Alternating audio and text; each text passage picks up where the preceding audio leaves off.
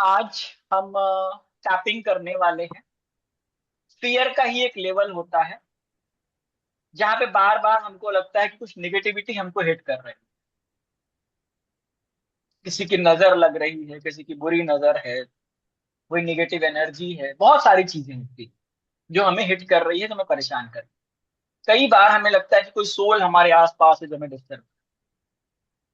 बहुत सारे ऐसे थॉट्स आते हैं जिसको बहुत सारे लोग इसको ब्लैक मैजिक भी बोलते हैं। बहुत different different type of people से। बट निगेटिविटी अट्रैक्ट होती कैसे? डीएनए से कहते हैं सर। जो मैंने साउंड हीलिंग की जब क्लास ली थी तो उन्होंने कहा कि डीएनए से अट्रैक्ट होती है, जैसे आप कहीं स्प्लिट करते हो, कुछ ऐसे करते हो, ऐसा कुछ No, होता है। not only that. According to my research, negativity attracts everyone, but it drains the people who are very low in energy from inside. इस जिनकी सोल वीक ब्रह्मांड हो की गया। इस ब्रह्मांड की सबसे जबरदस्त और सबसे बड़ी निगेटिविटी लॉर्ड शिवा के पास है। सारे भूत प्रेत के साथ जितने निगेटिव है शमशान के, सब उनके पास है। But still he is energy. Why? Because he has awakened himself from inside. This is the actual reason which we find in the Shiv Puran में भी मिलता है, हमारे बहुत सारे ग्रंथों में मिलता है। और जब हम रिसर्च करते हैं शिव के ऊपर तो भी मिलता है। Shiv always says awaken your inner energy, you can hit any of them. यदि आपको अपने अंदर एक प्रकाश जागृत कर लोगे तो कोई भी बाहर का अंधेरा रहेगा ही नहीं। So we are going to do tapping for that, कि हमारा फियर लेवल क्यों होता है और फियर लेवल को खत्म कैसे करना है। ठीक है।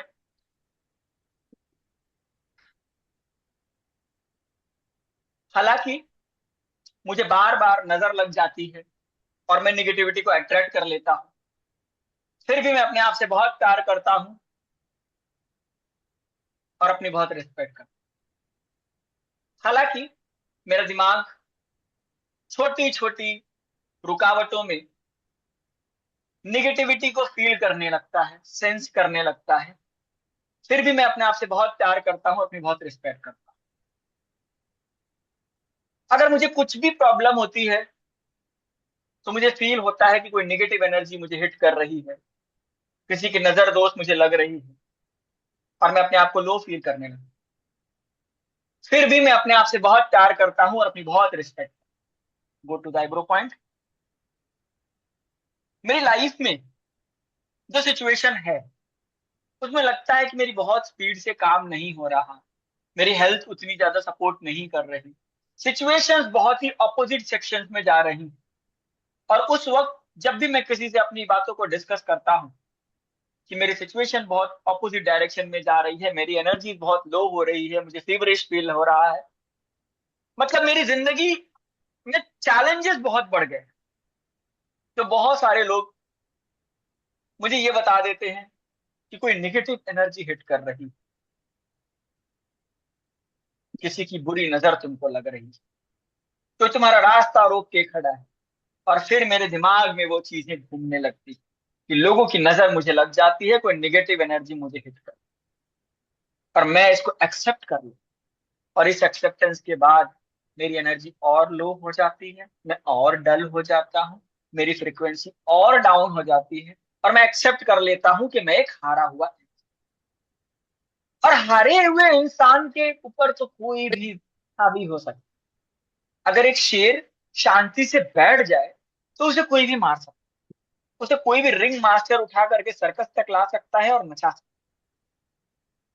सेम शेर है, जब तक वो जंगल में था तब तक वो शेर था, लेकिन अगर उसको रिंग मास्टर ने उठा लाया तो सर्कस का। और आज मैं ये फील कर रहा हूं कि मैं एक सर्कस का शेर बन चुका। मेरे दिमाग, मेरे हाथ, सब कुछ उस इशारों पे नाच रहे हैं जो वो एनर्जीज करा। हूं आज भी मैं शेर, आज भी मैं इंसान हूं जिसके अंदर एक बॉडी है, जिसके अंदर एक प्राण है, जिसके अंदर एक शक्ति है। मैं वही इंसान हूं जिसने अपने आप को रोज जागृत करके इतना बड़ा किया। मैं वही इंसान हूँ जो मैं सुबह ठान लेता हूँ कि मुझे टाइम से उठना है तो मैं उठ जाता हूँ। मैं वही इंसान हूँ जो अपनी लाइफ में अगर चेंजेस करने की ठान लेता हूँ तो कर लेता हूँ। मैं वही इंसान हूँ जो ठंडी गर्मी बरसात हर टाइम को सह करके अपने आप को आगे निकाल ले। लेकिन जब मैं अंदर से एक हिम्मत करता हूं कि ये गर्मी मेरे लिए कुछ नहीं है और मैं इसे लड़ सकता हूं तो मैं लड़ लेता हूं। और जब मैं हार जाता हूं तो बोलता हूं हे भगवान गर्मी मार डाले। ये मेरे ही स्टेटमेंट। सर्दियों में एक कड़ाके की सर्दियों में भी मैं लड़ लेता हूं, लेकिन जब मैं हार जाता हूं तो मुझे लगता है कि सर्दी बहुत बड़ी। सेम चीज मैं ही हैंडल करता हूं, लेकिन जब मैं एक लड़ता रहता हूं तो मैं लड़ता रहता हूं, और जब मैं हार जाता हूं तो मैं थक जाता हूं। अब मुझे समझ में आ रहा है कि एनर्जी मुझे कैसे है, क्योंकि मैं एक्सेप्ट कर लेता हूं कि मुझे मार। मैं मान लेता हूं कि मेरी एनर्जी लो है, मेरे आत्मा मेरे शरीर मेरी फ्रीक्वेंसी लो है, जिसकी वजह से कोई भी फ्रीक्वेंसी उसमें कैचअप। अब मुझे पता चल गया कि प्रॉब्लम क्या है, मैंने रूट पे पहुंच गया। अब मुझे ये समझना पड़ेगा कि मेरी फ्रीक्वेंसी लो हुई। फ्रीक्वेंसी लो होने के सबसे बड़ा रीजन मेरी फिजिकल एक्टिविटी। मैं मेरी बॉडी पे ध्यान नहीं देता हूं, मेरी बॉडी की फिजिकल एक्टिविटी खराब होने की वजह से कोई भी एनर्जी मेरे ऊपर है। दूसरी मेरी इमोशनल एनर्जी। मेरे इमोशंस अपने आप को लेके इतने नाजुक हैं कि मैं अपने आप में बहुत डरा डरा सा हूं, जिसकी वजह से कोई भी एनर्जी मुझे हिट कर देती। और तीसरी मेरी मेंटल स्टेटस। किसी ने बोला और मैंने एक्सेप्ट कर लिया मेंटली कि ये हो सकता है, और ये मैं एक्सेप्ट। यानी ये सारे चैलेंजेस खुद में मेरे अंदर हैं। अगर मैं एक स्ट्रॉन्ग स्ट्रेंथ से अपनी फिजिकल बॉडी पे काम करूं तो मेरी फिजिकल बॉडी इतनी स्ट्रांग हो जाएगी कि वो किसी भी एनर्जी से लड़ने के काबिल हो जाए। अगर मैं मेरे इमोशंस में एक फियर की जगह करेज का मूवमेंट डाल दूं तो मेरे सामने बंदूक रहेगी तो मुझे लड़ना मैं वही इंसान हूं जो करेज आने के बाद कुछ भी कर सकता। अगर मैं मेंटल स्पेस को ये कनेक्शन दे दूं कि मेरे मेरे से एनर्जी कोई बड़ी नहीं है, मेरे अंदर की जो एनर्जी है वो बहुत ही ब्रॉड है, और मैं तो उस भगवान का बच्चा हूं जो इस धरती पर राज कर, मेरे पास तो उसकी शक्तियां हैं, तो मेरे लिए कोई शक्तियां काम नहीं। मैं अंदर से अपने आप को अगर अवेकन कर दूं तो मैं सबसे एनर्जाइज्ड इंसान। और वो अंदर से अवेकनिंग कब होगी? जब मैं अपने फिजिकल इमोशनल और मेंटल तीनों बॉडी पे काम करूं। मैं अगर फिजिकली फिट हूं तो कोई भी एनर्जी मुझे हिट नहीं कर सकती, और मैं इमोशनली अगर स्ट्रांग हूं कि करेजियस हूं कि चैलेंजेस में लड़ने के लिए तैयार हूं, तो मैं जीतता हुआ इंसान। और अगर मेंटली मैं अपने आप को स्ट्रेंथ बना के मंत्रों से ध्यान से केंद्रित करके अपने दिमाग को उस भगवान से जोड़ पाता हूं तो मेरे पास तो बहुत ही स्ट्रांग एनर्जी। आज से मैं अपने आप से प्रॉमिस करता हूं कि मैं अपने फिजिकल बॉडी पे काम। चैलेंजेस आएंगे but still I will. Emotional body पे जहां फियर आएगा वहां मैं करज दिखा, क्योंकि इस देश का सैनिक बंदूक के सामने अपने करज दिखा करके देश को जीतता है। और मैं भी अपनी जिंदगी में एक सैनिक ही हूं, अपनी जिंदगी को लड़ रहा हूं। अगर अभी बंदूक देख करके मैं हार गया तो शहीद भी नहीं कहलाऊं। So now it's time to hit the challenges with my करेज।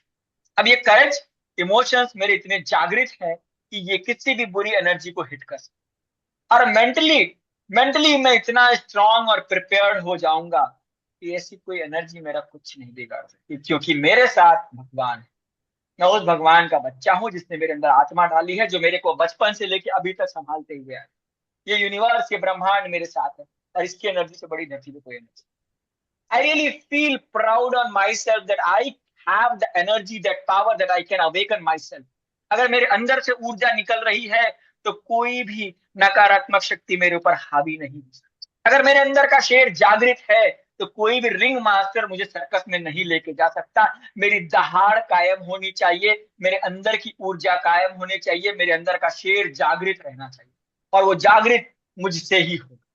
मैं आज से अपने आप को समर्पित करता हूं कि मैं अपनी इमोशनल मेंटल और फिजिकल बॉडी की एनर्जीज को हाई लेवल पे एक्टिवेट करूंगा। Raise your hand toward the universe and say मैं तुम्हारा बच्चा हूं, तुम्हारी एनर्जी इतनी प्रवाह करो मेरे अंदर कि कोई भी नेगेटिव एनर्जी मुझे टच ना कर। Bless your self.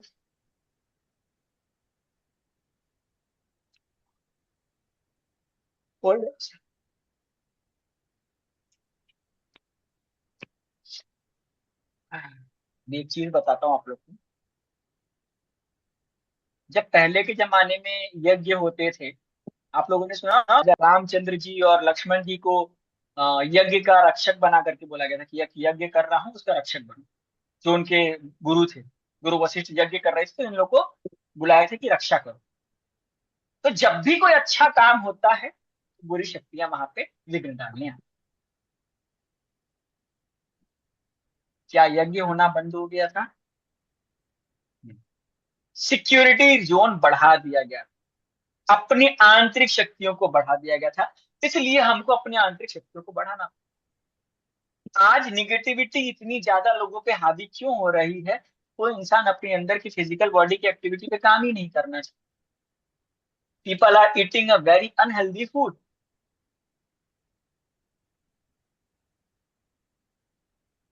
1990 से पहले निगेटिविटी नजर इतनी नहीं लगती थी, क्योंकि हर इंसान मजबूत, कोई एनर्जी हिट ही नहीं कर पाती थी, क्योंकि वो खुद से जागृत थी। आज इंसान अपने इमोशंस में इतना बह गया है कि हर छोटी छोटी चीज पर डरता है, हर छोटी छोटी चीज पर डरता है। So now we are going to energize ourselves with the energy of Archangel Michael, which is known as a Lord Shiva in the form of Jewish culture.